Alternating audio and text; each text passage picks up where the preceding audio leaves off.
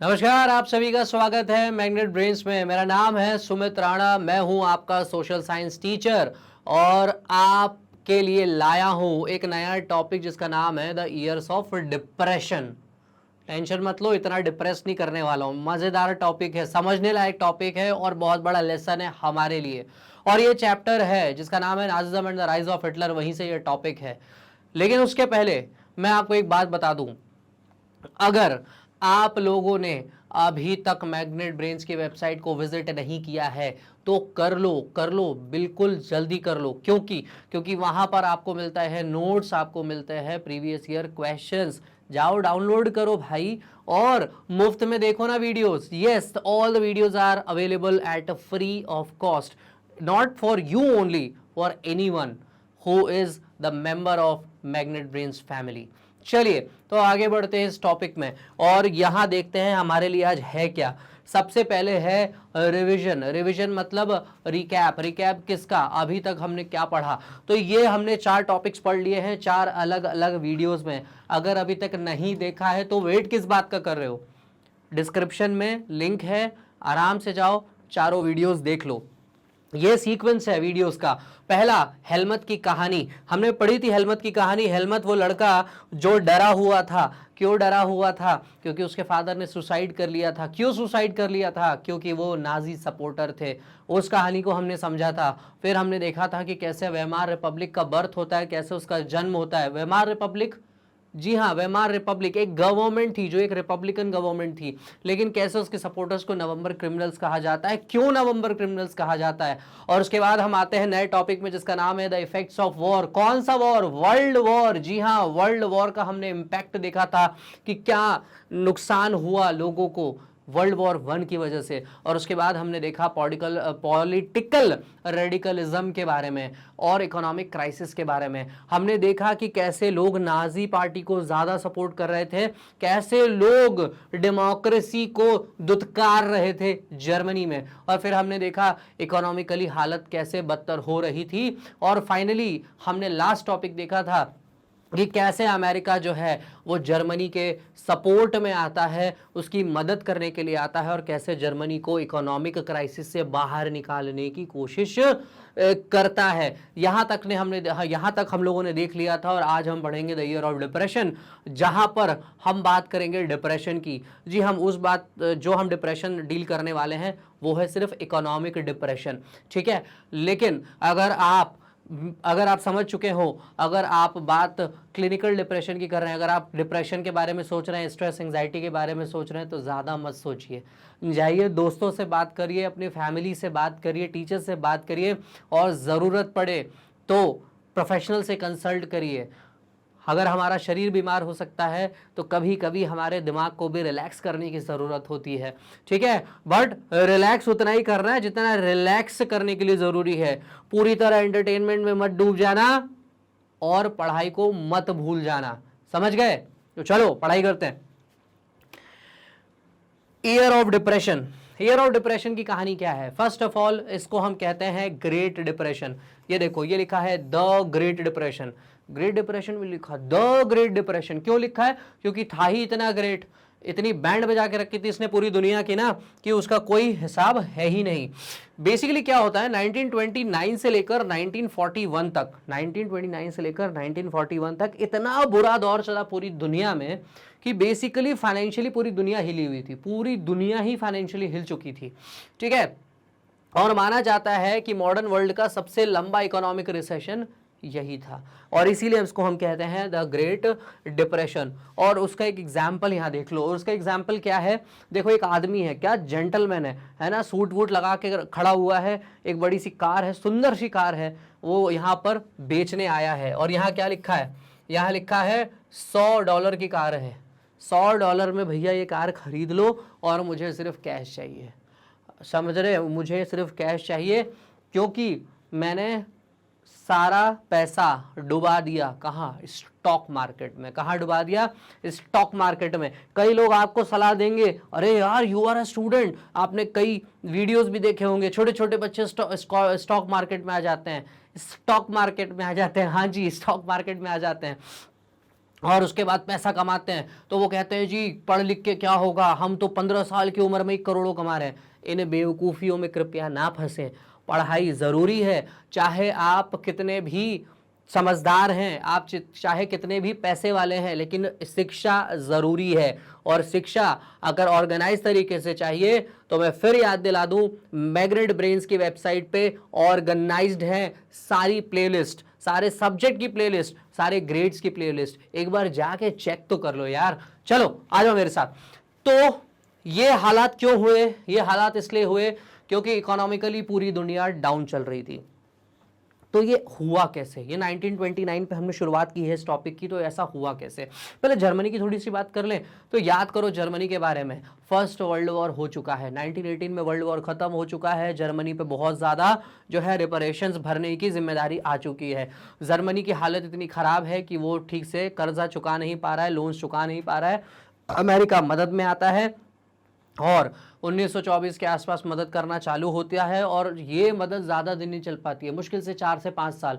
1924 से 1928 तक अमेरिका जो है समहाउ जर्मनी को सपोर्ट करता है, लेकिन ये सपोर्ट ज़्यादा दिन नहीं चल पाता है, क्योंकि सन 1929 में 1929 में ठीक एक साल बाद, जब मैं ये ईयर्स बता रहा हूँ 1924 से 28, उसके ठीक एक साल बाद 1929 में आता है द ग्रेट इकोनॉमिक डिप्रेशन। और ये आता कहाँ से है? यह अमेरिका में ही शुरू होता है। अमेरिका जर्मनी को इसलिए सपोर्ट नहीं कर पाता क्योंकि अमेरिका से ही शुरुआत होती है द ग्रेट इकोनॉमिक डिप्रेशन की। और होता यह है कि वॉल स्ट्रीट है, एक जगह है वॉल स्ट्रीट, जहां पर ये सारी इकोनॉमिक एक्टिविटीज होती है, खासतौर पे ये स्टॉक मार्केट वाली। वहां पर क्या होता है, एक दिन अचानक से ही लोग जाते हैं और अपने सारे शेयर्स बेच देते हैं। बहुत सारे लोग अचानक से सारे शेयर्स बेचने के लिए मतलब तैयार खड़े हो जाते हैं। इसकी वजह से क्या होता है, इकोनॉमी अचानक से क्रैश कर जाती है।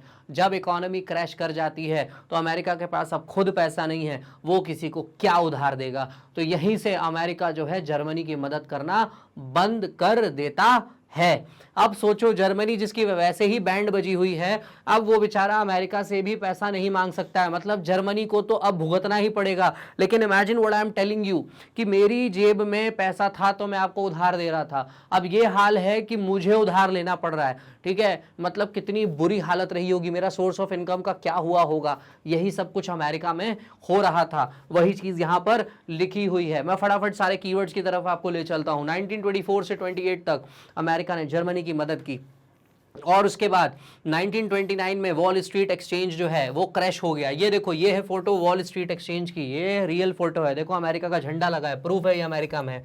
ठीक है, स्टॉक एक्सचेंज, ये टीवी और न्यूज़पेपर्स और मैगजीन्स में आपको इस तरीके से कुछ कलरफुल पिक्चर्स दिखाई देती हैं, आपको समझने की टेंशन नहीं है, मैं बस बता रहा हूं कि कुछ इस तरीके से आपको वो दिखाई देता है। इसके बाद जो मैंने कहा था कि लोग, बहुत सारे लोग शेयर बेचते हैं, वो दिन था अक्टूबर 24 का, 24 अक्टूबर 1929 को ऐसा हुआ था, और यहीं से माना जाता है कि शुरुआत है ग्रेट डिप्रेशन की। ठीक है, तो 24 अक्टूबर 1929। इसके बाद अगले 3 साल तक 1929 से 32 तक 1929 से 32 तक जो यूएस की नेशनल इनकम थी, जो अमेरिका की नेशनल इनकम थी, वो आधी हो गई। नेशनल इनकम को कैलकुलेट करने के अलग अलग तरीके होते हैं, वो आप इकोनॉमिक्स में मुझसे पढ़ेंगे ही, वीडियोस ऑलरेडी वहां पर आपको मौजूद मिल जाएंगे। मैग्नेट ब्रेन्स की प्लेलिस्ट की बात कर रहा हूं। ठीक है, तो क्या हो गया, जो अमेरिका एक साल में कमा रहा था वो कमाई सीधे आधी हो गई, 0.5 हो गई, 1/2 हो गई, 50% हो गई, जैसे समझना है समझो, आधी हो गई।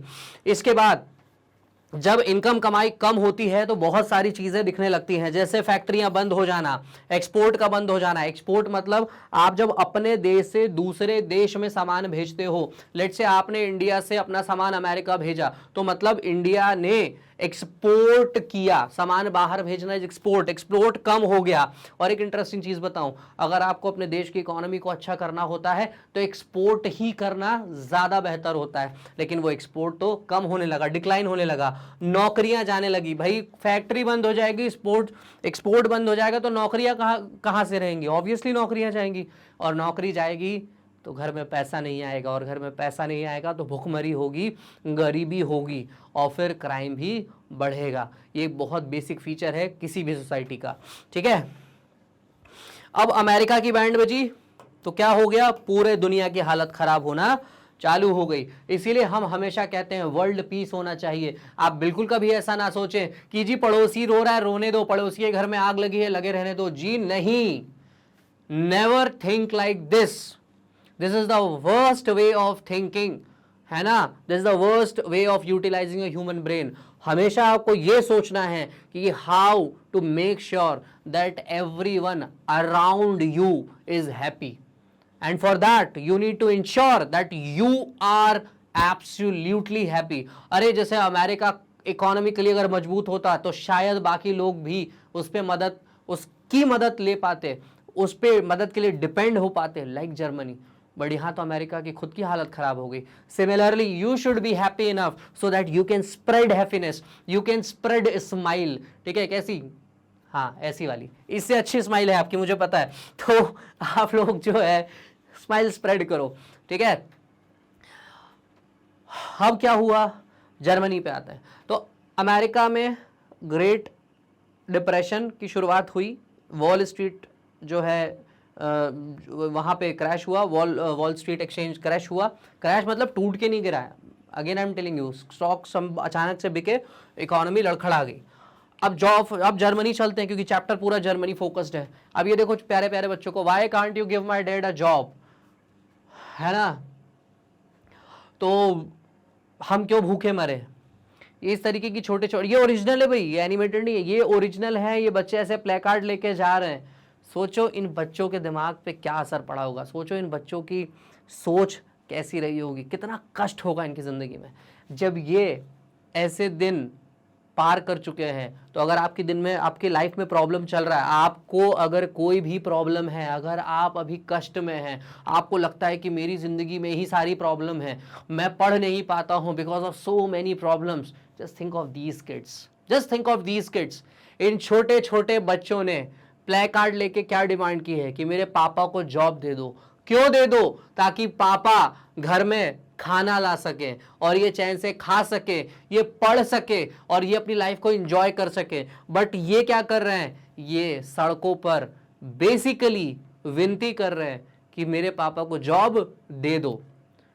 तो अगर इनका समय सुधर सकता है तो आपका भी सुधर सकता है, ठीक है। तो टेंशन नहीं लेना लाइफ में, आगे बढ़ो, है ना। और टेंशन हिस्ट्री की तो बिल्कुल नहीं लेना है। देखो जर्मन इकोनॉमी के साथ क्या हुआ, इनकी हालत तो वैसी खराब होनी थी। तो हुआ ये कि जो इंडस्ट्रीज में प्रोडक्शन हो रहा था वो 40% से घट गया। मतलब लेट्स से अगर 100 केजी कोई सामान बन रहा था तो अब वो सिर्फ 60 केजी ही बन रहा था, ठीक है। Reduced to, I am sorry, not 60, it is 40, ठीक है। वो मान के चलो, एग्जांपल के तौर पे दे रहा हूं, मान लो अगर कोई सामान जर्मनी की फैक्ट्री में 100 किलो बन रहा है तो अब वो कितना हो गया है, मात्र 40 केजी।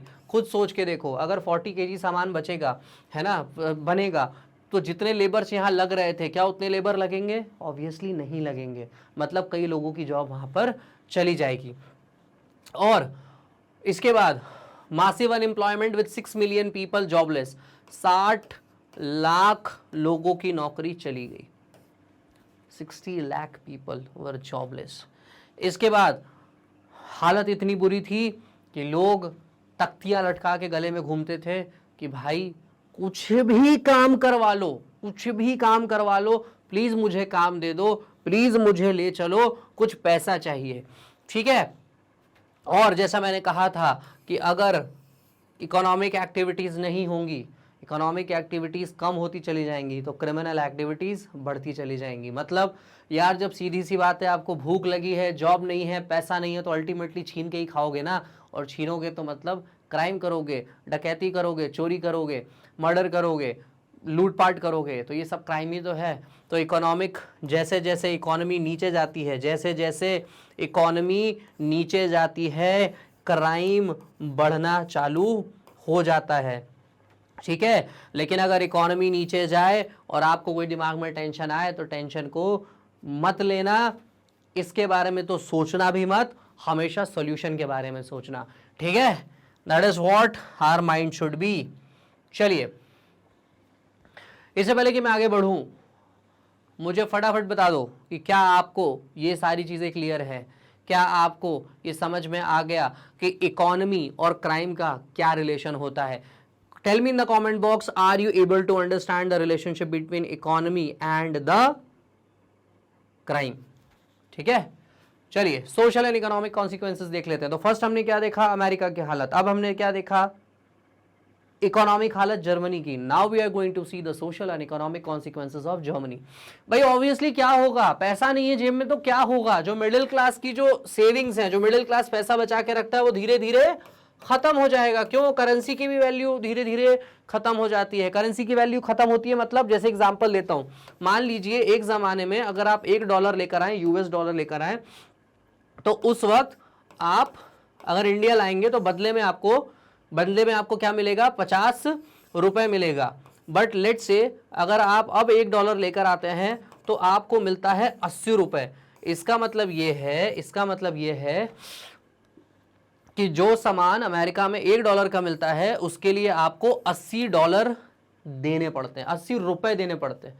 सोचो, ₹1 की कोई चॉकलेट जो अमेरिका में मिलती होगी उसके लिए आपको 80 रुपए इंडियन करेंसी में देना पड़ेगा। इसको कहते हैं करेंसी का वीक होना, इसको कहते हैं करेंसी का वीक होना। वॉट एवर रेट जो था, अगर ये नंबर बढ़ता है तो इसका मतलब है कि करेंसी की पावर धीरे धीरे कम हो रही है। ठीक है, नेक्स्ट मिडिल क्लास की मैंने बात कर ली। इसके बाद है small business owners, self employed and retailers faced ruin. भाई सीधी सी बात है, कोई भी बिजनेस किस पे चलता है, कस्टमर पे। पहले कस्टमर की जेब में पैसा होगा तब वो दुकान पे जाके कुछ खरीदेगा। अब जब कस्टमर के पास पैसा है ही नहीं तो वो किस दुकान पे जाएगा और क्या खरीदेगा? पॉइंट समझ में आ रहा है ना? देखो, इसके बाद क्या है, फियर ऑफ प्रोलिटेरियनाइजेशन। ये इंपॉर्टेंट वर्ड है, इसको नोट कर लो, रट लो, समझ लो, खोपड़ी में बिठा लो। प्रोलिटेरियनाइजेशन का मतलब क्या होता है कि आपकी हालत जिंदगी में इतनी बुरी हो चुकी है कि आप एक बिजनेस एक्टिविटी करते थे। लेट्स से आप बहुत बड़े अमीर आदमी हो, इमेजिन कर लो कि भारत का कोई टॉप 10 बिजनेसमैन है, वो बहुत पैसा कमा रहा है और अचानक से उसकी दिन ऐसे आ जाए, इतने बुरे दिन आ जाए कि उसको जो है क्या करना पड़े, उसको जाके किसी की नौकरी करना पड़े। ठीक है, so that is what is called becoming working class. ठीक है, मैं फिर से बोलता हूं, प्रोलिटेरियनाइजेशन का मतलब होता है कि जब कोई व्यक्ति एंटरप्रेन्योर हो, बिजनेसमैन हो, स्टार्टअप फाउंडर हो और उसके इतने बुरे दिन आ जाएं कि वो एक वर्किंग क्लास में कन्वर्ट हो जाए और दूसरों के यहाँ नौकरी मांगने लगे, that is called proletarianization. I am sorry for this. चलिए, organize workers weakened due to high unemployment. Organize workers क्या होते हैं? ऑर्गेनाइज एंड अनऑर्गेनाइज, ये भी हम अगेन इकोनॉमिक्स में देखेंगे। ऑर्गेनाइज वर्किंग क्या होती है? ऑर्गेनाइज वर्किंग मतलब जहां पर आपको बाकायदा मेडिकल लीव्स मिलती हैं, जहां पर आपको टाइमली सैलरी मिलती है, आपकी जॉब सिक्योरिटी होती है, वो सारी चीज़ें धीरे धीरे कम होने लगी। और इसके बाद जो है, जब एग्रीकल्चर की बात करेंगे तो वहां पर भी किसानों की दुर्दशा होने लगी। ठीक है, और इसके बाद women filled with despair over providing for their children. देख रहे हो सोसाइटी में क्या होता है। इसीलिए इकोनॉमी देश की मजबूत होना बहुत ज़रूरी है। माँ ये सोच रही है कि बच्चा खाना कहाँ से खाएगा, बच्चा पढ़ाई कैसे करेगा। जो किसान है उसको अगर कोई भी खेती करनी है तो उसको बीज चाहिए, उसको फर्टिलाइज़र चाहिए, उसको टूल्स चाहिए, मशीनरी चाहिए। ये सारी चीज़ें ऑलरेडी इतनी महंगी हो चुकी हैं और उसकी जेब में पैसा नहीं है तो वो कहाँ से लाएगा और कहाँ से खेती करेगा। जब खेती कम होगी तो प्राइजेस जो हैं, जो फूड क्रॉप बन चुका होगा जितना भी थोड़ा बहुत, उसके तो ऑब्वियसली बढ़ेंगे ही। और इसके अलावा जो मैंने कहा प्रोलिटेरियनाइजेशन जो है वो भी आपको देखने को मिलेगा। स्मॉल बिजनेस ओनर जो छोटे छोटे कस्टमर्स पे डिपेंडेंट है उनको अपनी दुकान बंद करनी पड़ेगी। और मिडिल क्लास जो नौकरी करता था फैक्ट्रियों में और इधर उधर, वो क्या करेगा, वो जो थोड़ा बहुत पैसा बचा के रखा था ना उस पर डिपेंडेंट हो जाएगा। This is the danger of a weak economy. ठीक है, तो कभी ये मत सोचना कि जो अखबार में पढ़ते हो इंडिया की इकोनॉमी जो है ऐसी हो रही है या नीचे जा रही है या ऊपर जा रही है तो आप कहोगे जी हमें क्या लेना देना, हमें तो जी सोशल मीडिया चलाना है, एंजॉय करना है। नहीं बेटा नहीं, अखबार में छपने वाली हर खबर का आपसे कोई ना कोई लेना देना होता है। टीवी में आने वाली हर खबर का आपसे कोई ना कोई लेना देना होता है, चाहे वो पॉजिटिवली हो या नेगेटिवली हो। तो संदेश क्या है, मॉरल ऑफ द स्टोरी क्या है? अखबार पढ़ो और सिर्फ पढ़ो नहीं, समझो और देखो वो न्यूज़ सही है या नहीं है। कैसे समझोगे? जब बेसिक्स क्लियर होंगे। और बेसिक्स क्लियर करने के लिए क्या करना है? बेसिक्स क्लियर करने के लिए सारे सब्जेक्ट्स को पढ़ना है, math, science, social science, Hindi, Sanskrit, computers, whatever. And if you want to study them in organised way, do reach the website of Magnet Brains. ठीक है। Next is political fragility of the Weimar Republic. Fragility का मतलब होता है week होना, fragile होना, week होना, कमजोर होना। ठीक है। पॉलिटिकल फ्रेजिलिटी की बात करते हैं किसकी? वेमार रिपब्लिक की। तो देखो वेमार रिपब्लिक पे हमने पहले वीडियोस में देखा है, वैसे ही इतनी टेंशन थी। वेमार रिपब्लिक एक तो लोगों को पसंद नहीं आ रहा है, लोगों ने कहा जी ये जो है ना Weimar Republic, this is responsible for what? The loss in the world war one. This is responsible for what? The economic condition we are facing right now. तो ये जो सो कॉल्ड रिपब्लिक और डेमोक्रेसी है ना जी, चाहिए ही नहीं, ये सबसे कचरा चीज है, नहीं चाहिए हमको। ठीक है। इसके अलावा और टेंशन्स भी थी, और भी मतलब ये तो आम जनता की परसेप्शन बनी चुका है। इसके अलावा देखो और क्या टेंशन है। पॉलिटिकल टेंशन क्या है?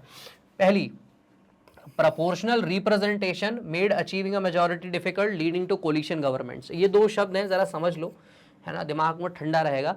प्रोपोर्शनल रिप्रेजेंटेशन, देखो ये आपके ग्रेड के लिए नहीं है, ये क्लास 11 12 में पढ़ाया जाने वाला कॉन्सेप्ट है, बट आसान भाषा में समझो।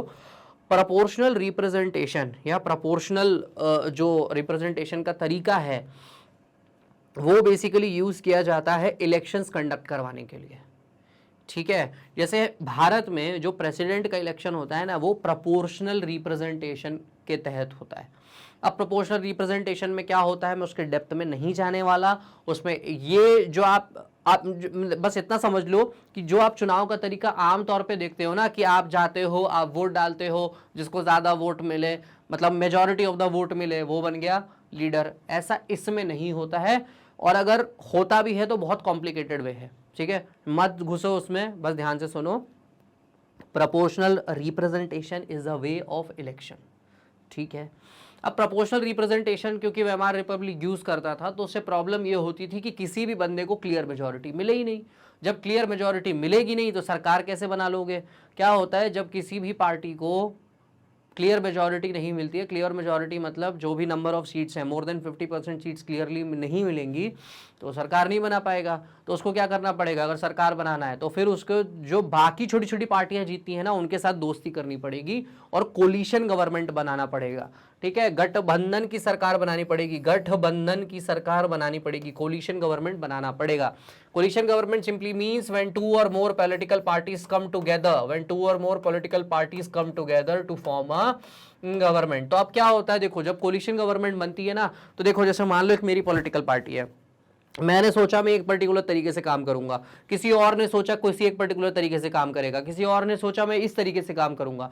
अब तीनों के तरीके अलग अलग हैं काम करने के, तीनों के पावर को अक्वायर करने का तरीका अलग है कि जी मेरे को फाइनेंस मिनिस्टर ही बनना नहीं, जी मैं तो होम मिनिस्टर बनूंगा, मैं तो प्राइम मिनिस्टर ही बनूंगा।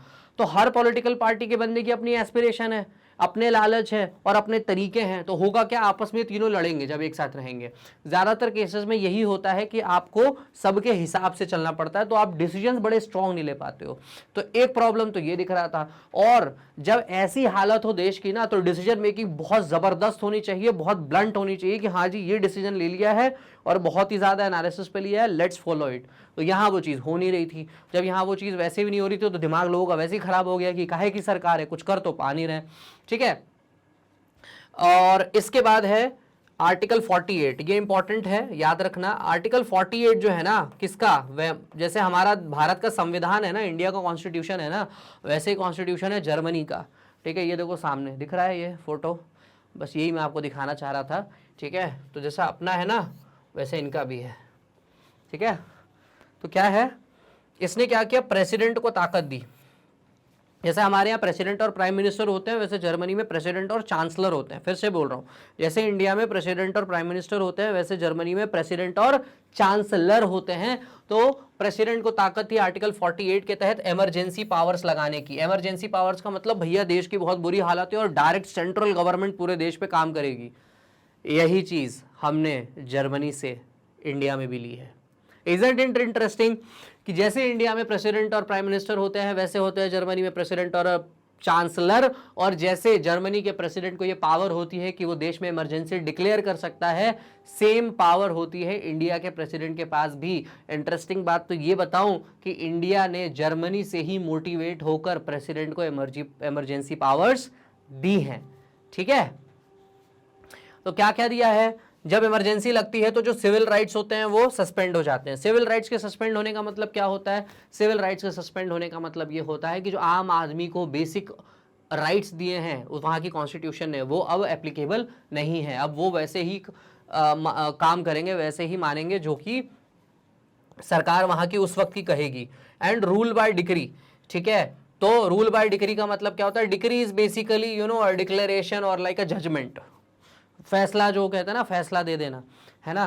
तो बेसिकली क्या किया, सस्पेंड कर दो सिविल राइट्स को और रूल करो डिक्री से। डिक्री का मतलब ऐसा है कि जी आज से ये कानून लागू होता है, ठीक है, प्रेसिडेंट साहब ने बोला जी ये कानून चलेगा आज से इस देश में। That is what decree is all about in easy language. Frequent changes in cabinets 20 in total. Cabinet क्या होता है, जैसे देखो हमारे भारत में होता है ना, एक प्रधानमंत्री होते हैं और उनके नीचे बहुत सारे मंत्री होते हैं, home minister, finance minister, textile minister, education minister. इन्हीं को हम बेसिकली क्या कहते हैं, जो मेजॉरिटी या सब कहा जाए, जो बड़े बड़े मिनिस्ट्रीज होती हैं उनके जो मिनिस्टर्स होते हैं, जब वो एक साथ आते हैं तो उसको हम कैबिनेट कहते हैं। मैं फिर से बोल देता हूँ, जैसे इंडिया में प्राइम मिनिस्टर होते हैं, उनको नीचे home minister, finance minister, textile minister, education minister, cultural minister, बहुत सारे मिनिस्टर होते हैं। इनके ग्रुप को हम कैबिनेट कहते हैं। ख़ास तौर पे उन मिनिस्टर्स के ग्रुप को जो बड़े बड़े डिपार्टमेंट्स को, बड़े बड़े मिनिस्ट्रीज़ को संभाल रहे होते हैं, ठीक है। सिमिलरली यहाँ पर भी था क्या, कैबिनेट। तो ये जो कैबिनेट था ना, ये एक जगह टिकी नहीं पा रहा था, मतलब इनकी कैबिनेट में ना बार बार चेंजेस हो रहे थे। क्यों हो रहे थे, because of the coalition government. Let's say यहां पर 3 पॉलिटिकल पार्टी है, तो शुरू में क्या हुआ कि मान लो इस बंदे को होम मिनिस्टर, इस पॉलिटिकल पार्टी ने कहा जी हमारा बंदा ही होम मिनिस्टर बनेगा, इनने कहा बना लो। फिर थोड़े दिन ठीक मतलब काम वाम चला, लोगों ने कहा अरे यार ये क्या है, काम ही नहीं कर पा रहा है, जर्मनी की हालत सुधर ही नहीं रही है, तो लायक ही नहीं, भगाओ इसको। तो इन्होंने कहा नहीं जी देखो मैं बता रहा हूँ, हमारा होम मिनिस्टर तो हमारी पार्टी का बनेगा। फिर ये आया, ठीक है, इसके बाद इसने थोड़े दिन काम किया, फिर जो है दूसरी पॉलिटिकल पार्टी ने कहा जी ये सब ढंग से आप लोग संभाल ही नहीं पा रहे, हमें दे दो, हम बताएंगे होम मिनिस्ट्री कैसे संभालते हैं। तो this is how the cabinet was continuously changing. तो ऑन एन एवरेज कितने दिन रह पा रहे हैं लोग भैया, 239 डेज, ठीक है। अब होने क्या लगा, प्रेसिडेंट के पास पावर थी और प्रेसिडेंट की इस पावर का गजब इस्तेमाल हुआ। चारों तरफ जर्मनी में जहां लगे वहीं आर्टिकल 48 डिक्लेयर कर दो, ठीक है।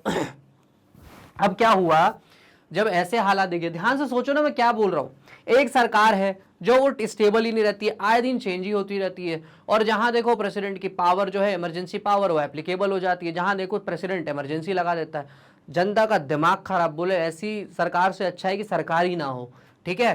तो इसीलिए जनता का जो है डेमोक्रेटिक पार्लियामेंट्री सिस्टम पे से विश्वास उठ गया, ठीक है, और उनको लगा कि इनके बस का तो नहीं है। किसके बस का नहीं है, वेमार रिपब्लिक के बस का नहीं है जर्मनी को फिर से खड़ा कर पाना,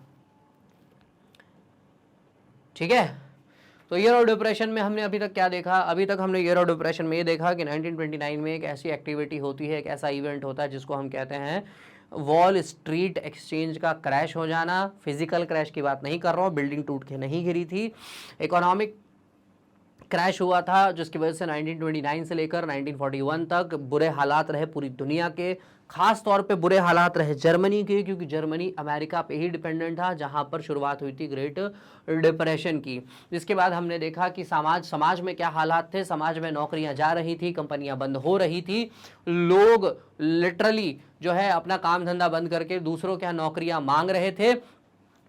और इसके बाद हमने देखा कि किस तरीके से पॉलिटिकली भी जर्मनी पूरी तरह कमजोर हो रहा था कोलिशन गवर्नमेंट की वजह से। और इस चैप्टर का एंड हम करेंगे इस 2 कीवर्ड से, जिसका नाम है प्रोलेटारियनाइजेशन जो मैंने आपको समझा दिया, और वॉल स्ट्रीट एक्सचेंज जो कि है अमेरिका में।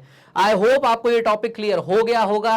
और अब हम इस टॉपिक का एंड करते हैं मैग्नेट ब्रेन्स की वेबसाइट से, जहां पर आपको अब जाना है और आपका मन पसंदीदा सब्जेक्ट चुनना है, उसका जो भी फेवरेट टॉपिक है वो चुनना है और उसको पढ़ लेना है। आ गया समझ में? Thank you so much.